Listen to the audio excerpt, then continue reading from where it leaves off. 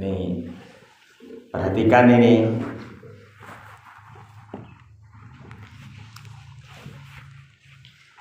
Secara umum orang itu memahami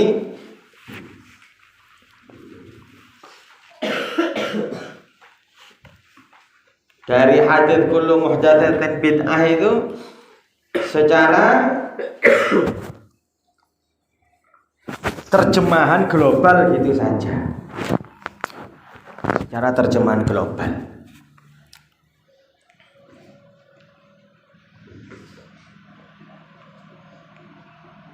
Soalnya haditsnya memang kullu, setiap gitu.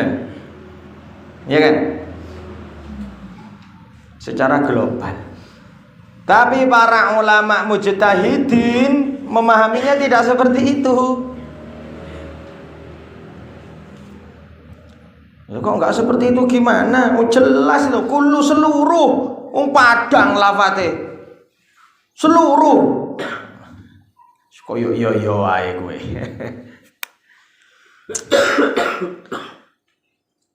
Makanya memahami apa-apa itu perlu ilmu yang harus ta'ammuk di dalam ilmu, betul-betul dalam di dalam ilmu. Perlu dibahas secara bahasa, perlu dibahas secara syariat. Kamu lihat itu dalam kitab-kitab para ulama itu. Untuk membuat satu pengertian ta'rif itu mesti dibongkar dulu secara bahasa, diartikan bahasa apa artinya, dibuat istilah syariat apa maksudnya, kan gitu ya enggak? Dalam kitab-kitab fikih, dalam kitab-kitab usul, dalam kitab-kitab yang lain apa saja, paham? Supaya padang gitu. Nah para ulama ilmu usul mengatakan, ilmu usul metode untuk memahami sebuah nas, mengatakan bahwasannya setiap lafaz kullun, nah itu nanti mesti masuk kepada pembahasan, ya kan, am dan khusus, al-am wal khos, al-umum wal khusus. Apakah kullun di situ itu apa itu namanya bermakna seluruhnya, umum apa saja perkara baru, ataukah ada khusus ketentuan-ketentuan tertentu? Apakah yang dimaksud kullun ini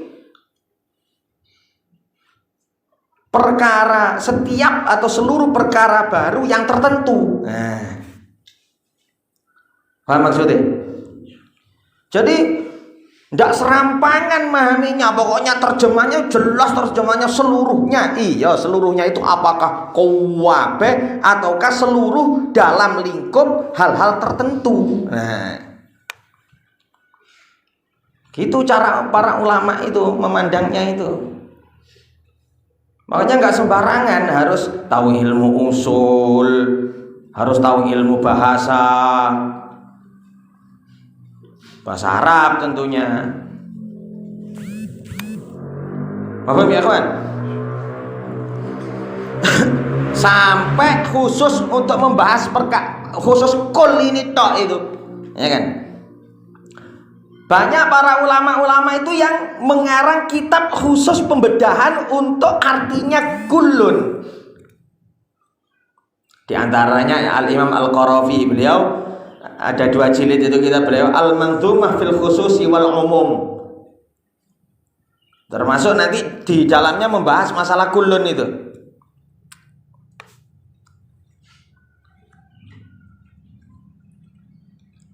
Makanya para ulama mengatakan al-am yadkhuluhu takhsisu bi adna qarinatin.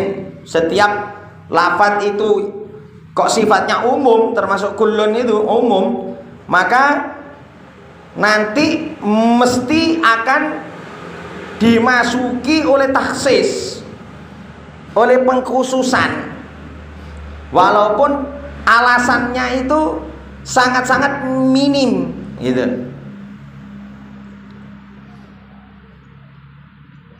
alasannya itu sangat rendah umpamanya.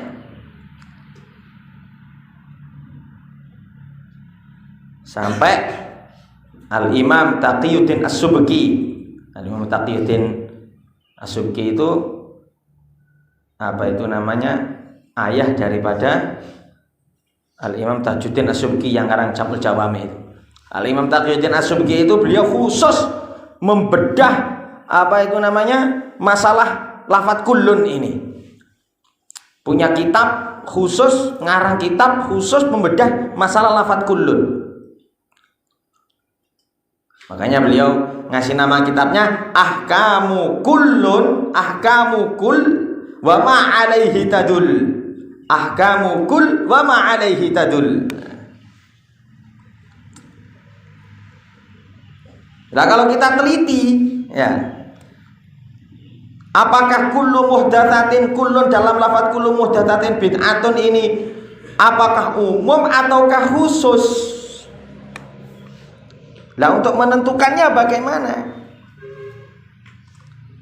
Untuk menentukannya kita harus cari korinah-korinah atau alasan-alasan yang sekiranya menjelaskan bahwasannya lafaz kullun dalam kullu muhdatsatin bid'ah ini masih ditaksis.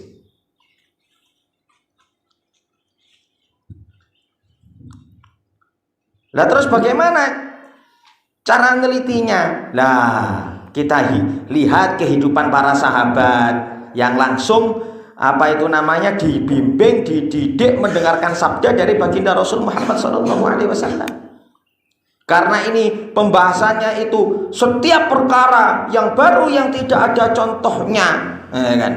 Setiap perkara yang baru tidak ada min ghairi mithalin sabiq, tidak ada contoh sebelumnya, apakah masuk kepada hadis yang masuk kepada hadis kullu muhdatsatin bid'ah, masuk kepada bid'ah, ataukah bagaimana, ataukah masih ada perkara baru yang sekiranya tidak masuk kepada bid'ah itu. Nyatanya prakteknya Sayyidina Umar, ya kan? Prakteknya Sayyidina Umar mengumpulkan orang sholat tarawih untuk berjamaah, di mana itu ala ghairi mithalin sabiq, sebelumnya tidak ada contoh dari baginda Rasul.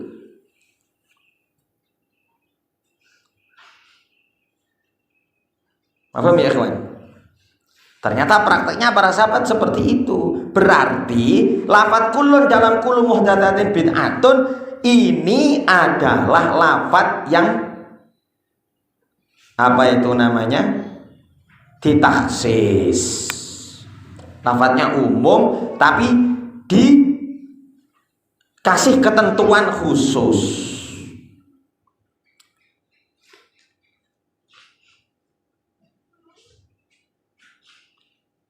Paham ya ikhwan?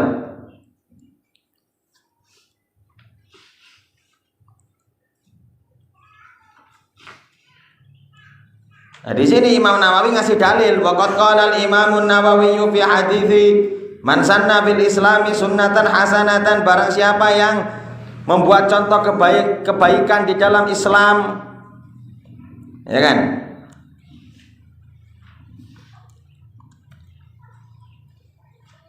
Maka dia akan mendapatkan pahala dari membuat contoh kebaikan tersebut dan pahala orang yang mengamalkannya. Ini sabda Rasul, tanpa mengurangi pahala mereka sedikit pun. Begitu juga kalau membuat contoh keburukan, sunnatan sayyi'atan. Paham? Membuat perkara yang ala ghairi mithalin sabiq. Dia membuat contoh kebaikan, artinya sebelumnya kan tidak dilakukan oleh zaman baginda Muhammad SAW. Kalau dicontohkan oleh baginda Rasul, maka lafadznya bukan man sanna fil islami, mungkin menggunakan lafadz yang lain.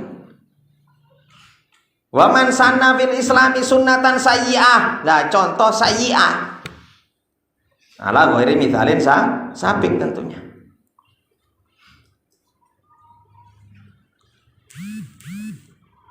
Oleh karena itu, lafadz kullu muhdatsatin bid'atun itu ditaksis oleh hadits man sanna fil islami sunnatan hasanatan wa man sanna fil islami sunnatan sayyi'atan ila akhir. Berarti yang dimaksud ya kan di sini, barang siapa yang membuat sesuatu contoh kebaikan maka dia dapat pahala dari yang mengamalkan, ya kan, dari pahala dari apa itu namanya sunnah tersebut, contoh tersebut, dan orang yang mengamalkannya. Barang siapa yang membuat contoh keburukan maka ia akan mendapatkan dosanya dan dosa orang yang mengamalkannya, ya kan gitu.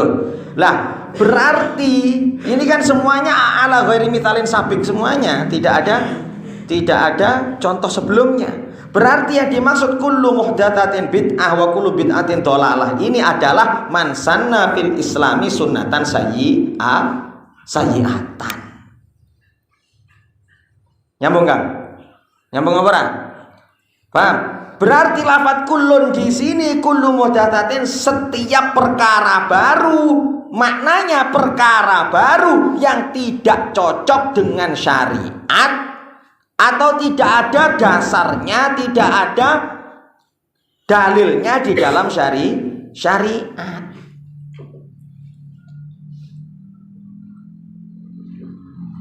Kalau ada dasarnya di dalam syariat, ada dalilnya di dalam syariat, tidak masuk ke dalam kullu muhdatsatin ini.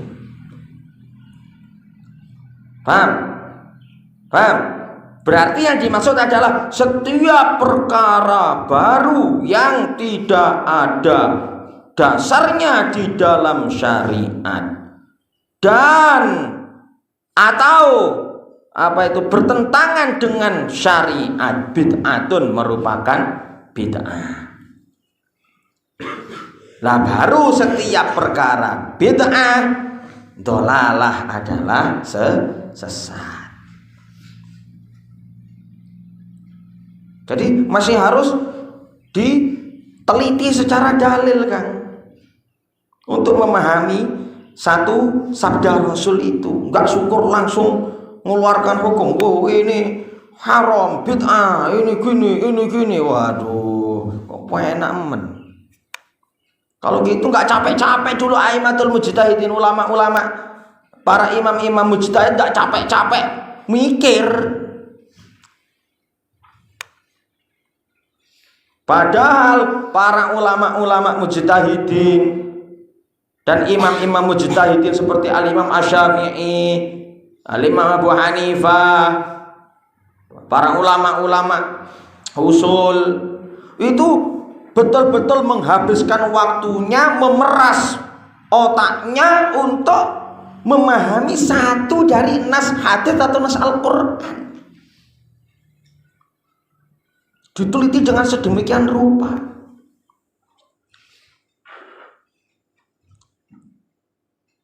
Oleh karena itu, metode para ulama setelah apa itu namanya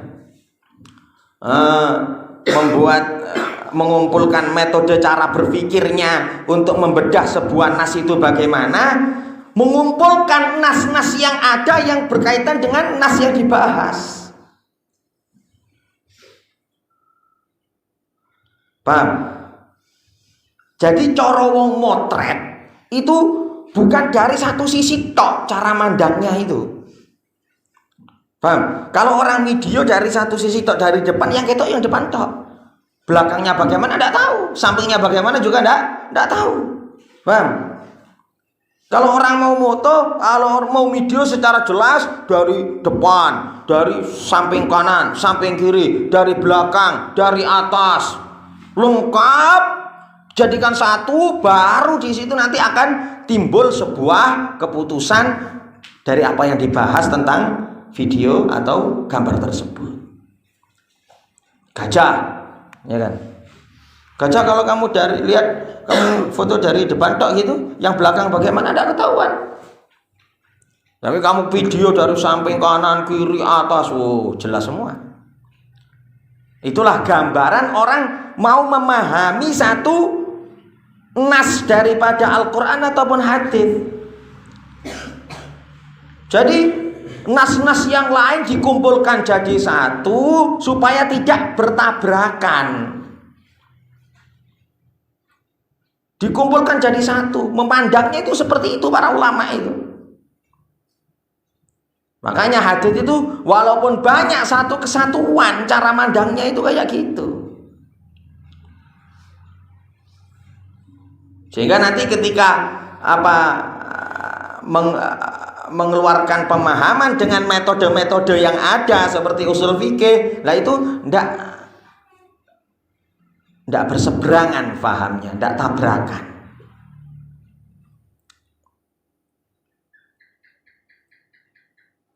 Disitulah perlu ilmu yang amat mendalam dalam memahami sebuah nas.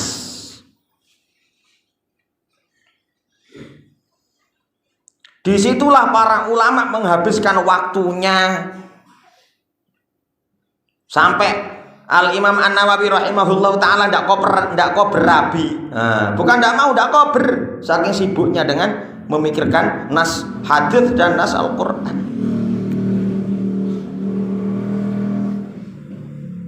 Saking sibuknya dengan memperdalam ilmu. Nah, tahu-tahu datang orang-orang sekarang yang hanya melihat dari versi terjemahan tanpa metode-metode tertentu, ataupun memandang walaupun mungkin tahu secara bahasa Arab tapi cara pandangnya tidak seperti jumhurul ulama, akhirnya memberikan faham-faham yang berseberangan dengan jumhur para ulama. Akhirnya jadi fitnah di mana-mana. Jadi sebab perpecah belahan umat di mana-mana. Paham? Bisa diterima? Ini penting, ini bahas lafadz kulnya tok, ini penting. Insya Allah daerah sini jarang orang menjelaskan seperti ini. Daerah kita ini, insya Allah.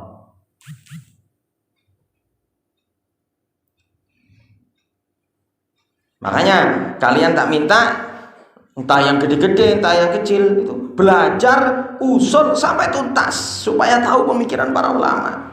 Bukan kau mau ijtihad sendiri, kamu mau jadi mujtahid. Siapa kamu mau jadi mujtahid? Tapi ya kalau Allah pilih kamu, ya wallahu taala a'lam, lain lagi.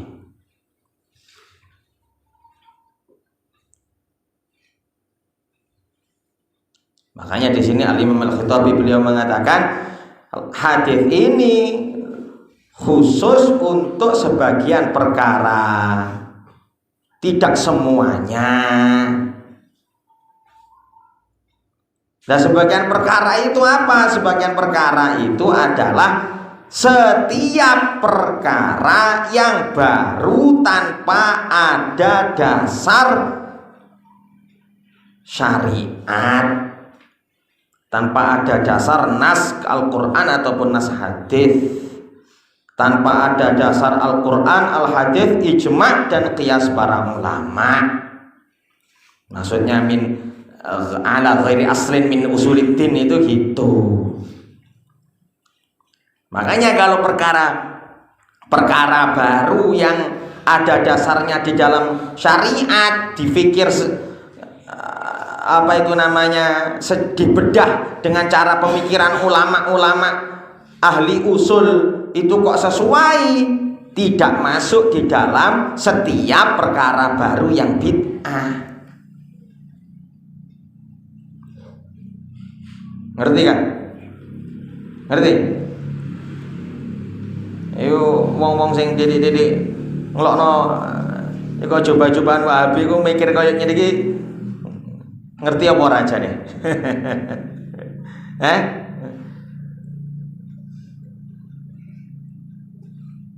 Mikir sampai tutuk rene iki lho, ngerti apa ora? Kowe kok ngomong ngono sombong men, bukan kok sombong, tahadduts bi nikmah. Wa amma bi ni'mati rabbika fahaddits. Ya kita ini orang bodoh tapi gak nemen-nemen ngono lho Kang, bodoh iki ora nemen-nemen.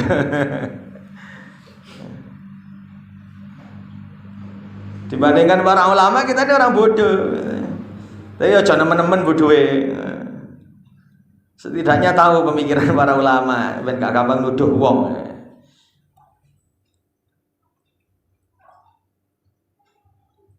Paham ya kawan?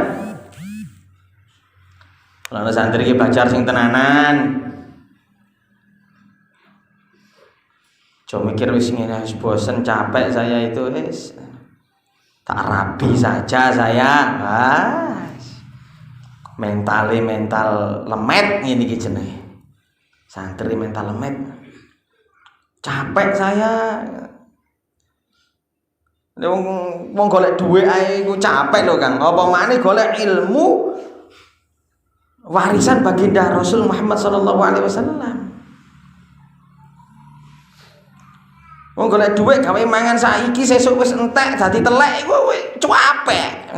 Apalagi cari ilmu warisannya baginda Rasul Muhammad sallallahu alaihi wasallam yang hasilnya derajat yang tinggi dan kekal abadi selama-lamanya. Yo super capek nih. Hanya jangan sampai kamu bosen. Kalau kamu bosen nanti Allah bosen sama kamu. Wah, repot kamu. Jangan sampai kita ini bosen dalam agama itu. Semoga Allah Subhanahu wa taala membimbing kita dan memilih kita. Amin ya rabbal alamin.